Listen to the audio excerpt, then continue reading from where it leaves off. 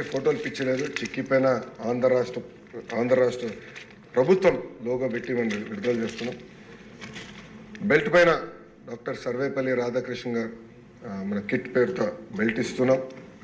అంతేకాకుండా అధ్యక్ష, ఈరోజు మనం ఇచ్చే బట్ట కూడా ఓవెన్ బట్ట, 2 సైడ్ నీట్ బోత్ సైడ్స్ ఉంటుంది. చాలా బ్రీదబిలిటీ ఉన్న బట్ట. అంటే సొంత పిల్లలు మా దేవాంశ ఏం బట్ట వేసుకుంటారో చూసుకొని ఆ బ్రీదబిలిటీ ఉందా లేదా అని చూసుకొని బట్ట కూడా ఇస్తున్నాం అధ్యక్ష. అంతేకాకుండా అధ్యక్ష, మేము కూడా ఫీల్డ్లో టెస్ట్ చేసాం అధ్యక్ష. పిల్లలకి ఇచ్చి ఎలా ఉంది, బాగుందా బాగాలేదా ఆ ఫీడ్బ్యాక్ కూడా తీసుకున్నాం. నేను ఇక్కడికి వచ్చే ముందర యాక్చువల్లీ అంతా రహస్యంగా పెట్టి ఇక్కడ చూపిద్దాం అనుకున్నా, కానీ ఆదిరెడ్డి వాసు గురించి మీకు తెలుసు అధ్యక్ష, తొందర ఎక్కువ. ఇమీడియట్గా ఫోటో దిగి సెల్ఫీ దిగి ఇమీడియట్గా పెట్టాడు.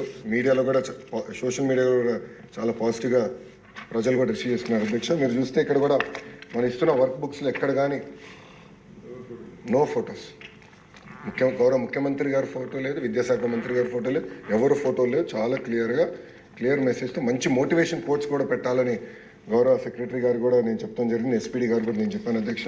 అంటే పాజిటివ్ ఎన్వైరన్మెంట్లో పిల్లలు చదవాలి, అంతేగాని మన ఫోటోలు వాళ్ళపైన రుద్దకూడదని ఆలోచనతో చేసాం అధ్యక్ష. అంతేకాకుండా బ్యాగ్ కూడా మీరు చూస్తే ఎక్కడ రాజకీయ రంగులు లేవు, పేరులు లేవు.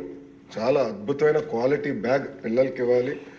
ఎందుకంటే ఇక్కడ స్టిచ్చింగ్ కూడా జాగ్రత్తగా చేయమని నేను ఆర్డర్ చేశాను. ఎక్కువ చెక్స్ కూడా పెడుతున్నాం, నాణ్యత ఉండాలి. ఎందుకంటే నేను కూడా ఫీల్డ్కి వెళ్ళినప్పుడు అక్కడక్కడ ఈ హ్యాండిల్స్ కూడా జరుగుతుంది.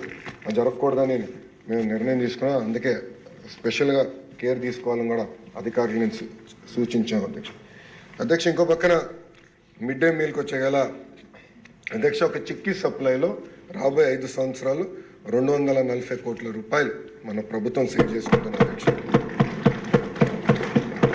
గుడ్డుల ట్రాన్స్పోర్టేషన్లో 144 కోట్ల రూపాయలు మన ప్రభుత్వం రాబోయే 5 సంవత్సరాలు సేవ్ చేయబోతుంది అధ్యక్ష.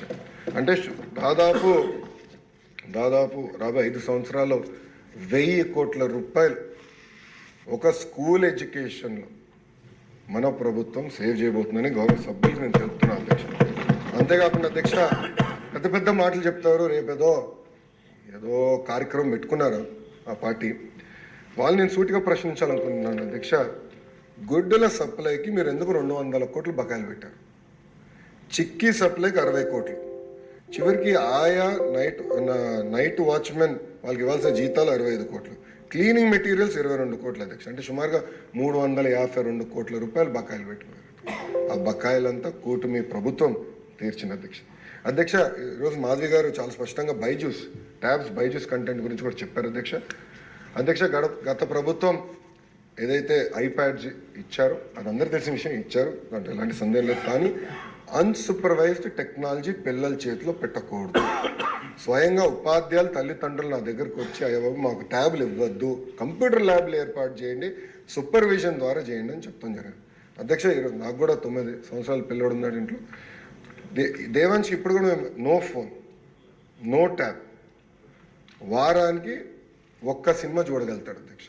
స్క్రీన్ టైం ఏమైనా ఉంటే సూపర్వైజ్డ్ డెస్క్టాప్, ఎవరో ఒకరు ఉంటారు, సూపర్వైజ్డ్ డెస్క్టాప్ మేము ఇష్టం జరుగుతుంది అధ్యక్ష. ఎందుకంటే హోంవర్క్లు చేయాలి, కంప్యూటర్లు అవసరం, టెక్నాలజీతో మరి రీసెర్చ్ చేయాలి, కంప్యూటర్లు అవసరం. అందుకే మన ప్రభుత్వం కూడా స్పష్టంగా ఎట్టి పరిస్థితుల్లో మనం ల్యాబ్స్ ఏర్పాటు చేయాలని నిర్ణయం కూడా తీసుకుంటాం జరిగింది.